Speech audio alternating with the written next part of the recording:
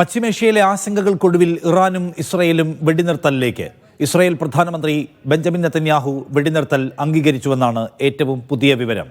B K Suhail കൂടുതൽ വിവരങ്ങളുമായി.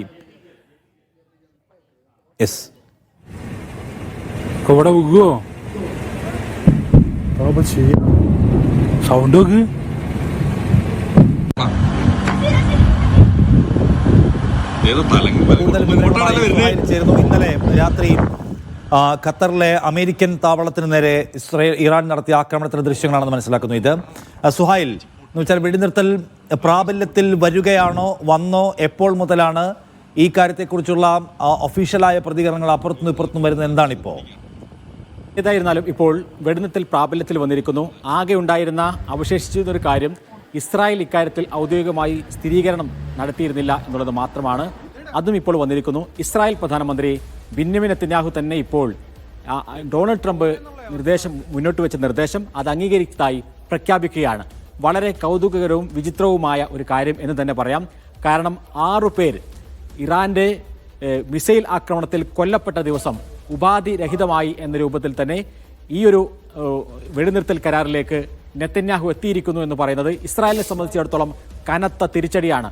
സാധാരണ രീതിയിൽ നെതന്യാഹു ഇതിന് ഉടക്കിടുമെന്നും ഇതിൽ നിന്ന് പിന്മാറും എന്നൊക്കെയായിരുന്നു വിചാരിച്ചിരുന്നത്. ആ തരത്തിലുള്ള അഭ്യൂഹങ്ങൾ ഉണ്ടായിരുന്നുവെങ്കിലും ഈ അവസാന ദിവസം യാതൊരു ലക്ഷ്യവും നേടാതെ, ഇറാൻ ആക്രമണത്തിൽ കാര്യമായി ഒന്നും നേടാതെ അദ്ദേഹം ഈ ഒരു വെടിനിർത്തലിലേക്ക് വന്നിരിക്കുന്നു. കഴിഞ്ഞ രാത്രിയിൽ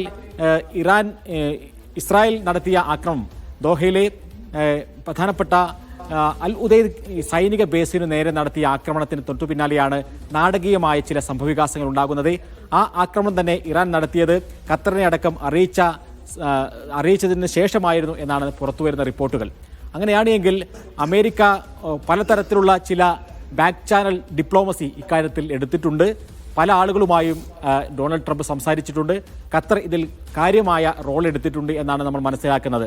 ഈ ആക്രമണം ഇങ്ങനെ മുന്നോട്ട് പോവുകയാണെങ്കിൽ പശ്ചിമേഷ്യയിലാകെ വലിയ സംഘർഷങ്ങൾ വ്യാപിക്കുമെന്നും പ്രത്യേകിച്ചും ഗൾഫ് രാഷ്ട്രങ്ങളെ ഇത് ബാധിക്കുമെന്നും ഒക്കെയുള്ള വലിയ അനിശ്ചിതാവസ്ഥയായിരുന്നു കഴിഞ്ഞ രാത്രി ഉണ്ടായിരുന്നത്. ഗൾഫ് രാഷ്ട്രങ്ങളിലെല്ലാം തന്നെ പല മുന്നറിയിപ്പുകളും കൊടുത്തു. പലതരത്തിലുള്ള ആശങ്കയിലേക്ക് കാര്യങ്ങൾ പോയി. ഖത്തറിൽ മാത്രമല്ല, ബഹ്റൈനിലും സൗദിയിലും UAE-യിലുമെല്ലാം US താവളങ്ങളുണ്ട്. ആ താവളങ്ങളിലേക്ക് വരെ ആക്രമണങ്ങൾ ഉണ്ടാകും എന്ന് വിചാരിച്ചിരിക്കുന്ന ഒരു ഘട്ടത്തിലാണ് പെട്ടെന്ന് ഡൊണാൾഡ് ട്രംപിന്റെ പ്രഖ്യാപനം വരുന്നത്. ട്രൂത്ത് സോഷ്യൽ എന്ന തന്റെ സമൂഹ മാധ്യമത്തിലൂടെയാണ് 24 മണിക്കൂറിനകം വെടിനിർത്തൽ പ്രാബല്യത്തിലും വരും എന്നുള്ള പ്രഖ്യാപനം വരുന്നത്. ആ പ്രഖ്യാപനത്തിന് ശേഷവും നമ്മൾ കണ്ടത് വലിയ ആക്രമണമായിരുന്നു. തെഹ്റാനിൽ ഉടനീളം ഇസ്രായേൽ ബോംബിട്ടു. സാധാരണ രീതിയിൽ ഗസയിലെല്ലാം ചെയ്യുന്നത് പോലെയുള്ള ഒരു ആക്രമണ രീതിയാണ് ഇസ്രായേൽ അവിടെ പുറത്തെടുത്തത്. ഗസയിൽ പലതവണ വെടിനിർത്തലുണ്ടായി. ആ വെടിനിർത്തൽ ഉണ്ടാകുന്നതിന് തൊട്ടു മുമ്പും പരമാവധി ആളുകളെ കൊന്നൊടുക്കാനുള്ളൊരു ശ്രമം ഇസ്രായേൽ നടത്താറുണ്ട്. പക്ഷേ ഇത് കളി ഇറാനോടായിരുന്നു. അതേ സമയത്ത് തന്നെ വലിയ മിസൈൽ ശേഖരം ഇസ്രായേലിലേക്ക് തൊടുത്തുവിട്ടാണ് ഇറാൻ അതിനോട് പ്രതികരിച്ചത്. ആ ആക്രമണം ഇതുവരെ ഉണ്ടായതിൽ വെച്ച് ഏറ്റവും മാരകമായ ആക്രമണമായിരുന്നു അവസാന മണിക്കൂറുകളിൽ ഉണ്ടായത്. ബീർഷബ എന്ന് പറയുന്ന ഇസ്രായേലിലെ നഗരം, മധ്യ ഇസ്രായേലിലെ നഗരം, അവിടെയുള്ളൊരു 7 നില കെട്ടിടത്തിലേക്ക് ആ മിസൈൽ പതിച്ചു. അവിടെ അതിൽ ഒരു കെട്ടിടത്തിലുണ്ടായിരുന്ന 6 പേർ കൊല്ലപ്പെട്ടു എന്നാണ് നമുക്കിപ്പോൾ അറിയാൻ സാധിക്കുന്നത്. നിരവധി പേർക്ക് പരിക്കേറ്റിട്ടുണ്ട്. ഇസ്രായേലിൻ്റെ ചരിത്രത്തിൽ തന്നെ ഇത്ര നാണക്കേടുണ്ടാകുന്ന ഒരു സംഭവം ആദ്യമായിട്ടാണ്. കാരണം ഈ സമീപകാലത്ത്, കാരണം ഇത്രയും നേരത്തെ തന്നെ അറിയാമായിരുന്നു അവർക്ക്. ഒക്ടോബർ 7 ആക്രമണത്തെ പോലെയല്ല, കൃത്യമായി തന്നെ അവർക്ക് വിവരം ഉണ്ടായിരുന്നു ഈ ഒരു ആക്രമണം ഉണ്ടാകുമെന്ന്. മിസൈൽ വരുന്നത് നേരത്തെ തന്നെ അവർക്ക് അറിയാമായിരുന്നു. സൈറണുകൾ മണിക്കൂറുകൾക്ക് മുമ്പ് തന്നെ മുഴങ്ങിയിരുന്നു. പക്ഷേ അപ്പോഴും അവരുടെ അയൺ ഡോം സംവിധാനത്തിനോ അതേപോലെ തന്നെ ആരോ സംവിധാനത്തിനോ തടുത്തു നിർത്താനാവാതെ 6 പേരുടെ മരണത്തിന് ഈ ഒരു മിസൈൽ വർഷം കാരണമായിരിക്കുന്നു. അതിന് തൊട്ടു പിന്നാലെ എങ്ങനെയാണ് ഇത്തരമൊരു വെടിനിർത്തൽ പ്രഖ്യാപിക്കുക എന്ന വലിയ ആശങ്കയിലേക്ക് നെതന്യാഹു പോയിട്ടുണ്ടാകും. കാരണം നെതന്യാഹു യുദ്ധ ക്യാബിനറ്റ് വിളിച്ചിരുന്നു. അവിടെ ചർച്ച ചെയ്തു. ആരും തന്നെ ഇക്കാര്യത്തിൽ പ്രതികരിക്കരുത് എന്ന് നെതന്യാഹു പറഞ്ഞു. പ്രത്യേകിച്ച് നമുക്കറിയാം, അവിടെയുള്ള അതിതീവ്ര വലതുപക്ഷ കക്ഷികൾ, ബസലേൽ സ്മോട്രിച്ചിനെ പോലെയുള്ള ആളുകൾ അവിടെയുണ്ട്. അതേപോലെ തന്നെ ഇറ്റാമർ ബെൻഗവിറിനെ പോലെയുള്ള ആളുകളുണ്ട്. അവരെല്ലാവരും ഈ ഒരു വെടിനിർത്തലിലേക്ക് പോകുന്നതിൽ വലിയ അസ്വസ്ഥരായിരുന്നു. പക്ഷേ അവർ പോലും പ്രതികരിക്കരുത്, ഇക്കാര്യത്തിൽ ആരും ഒന്നും പറയരുത് എന്ന നിലപാടെടുത്തു. ഏറ്റവും ഒടുവിൽ ഇപ്പോൾ ഇസ്രായേൽ പ്രധാനമന്ത്രി ബെന്യാമിൻ നെതന്യാഹുവിനെ തന്നെ കാര്യങ്ങൾ പ്രഖ്യാപിക്കേണ്ടി വന്നു. അപ്പോൾ ഇറാനുമായി ഒരു യുദ്ധത്തിന് പോയത് വലിയ തിരിച്ചടിയാണ് എന്ന് ഇസ്രായേൽ തന്നെ തിരിച്ചറിയുന്ന ഒരു സാഹചര്യം. ഈ മരണങ്ങൾ കഴിഞ്ഞ ദിവസം 24-ഉം ഇന്നത്തെ 6-ഉം കൂട്ടിക്കഴിഞ്ഞാൽ 31 പേർ ഇപ്പോൾ 30ഓളം പേർ ഇപ്പോൾ കൊല്ലപ്പെട്ട് കഴിഞ്ഞു.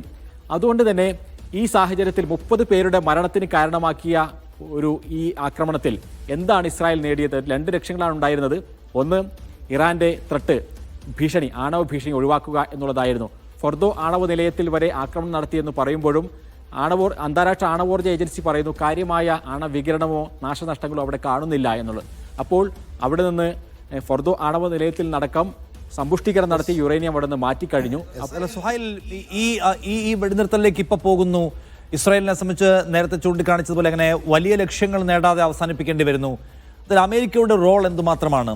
അമേരിക്കയെ കൂടി ഈ സംഘർഷത്തിലേക്ക് കൊണ്ടുവരിക, ഇറാനെ പൂർണ്ണാർത്ഥത്തിൽ ശിഥിലമാക്കുക, ഭരണമാറ്റം സാധ്യമാക്കുക പോലുള്ള വലിയ പ്ലാനിലൂടെയാണോ അവർ സ്റ്റാർട്ട് ചെയ്തത്? അതിൽ അമേരിക്ക വേണ്ടത്ര ഇടപെടാൻ വിസമ്മതിക്കുന്നിടത്താണോ ഈ യുദ്ധത്തിന് ഇങ്ങനെ ഒരു ക്ലൈമാക്സ് ഉണ്ടാവുന്നത്?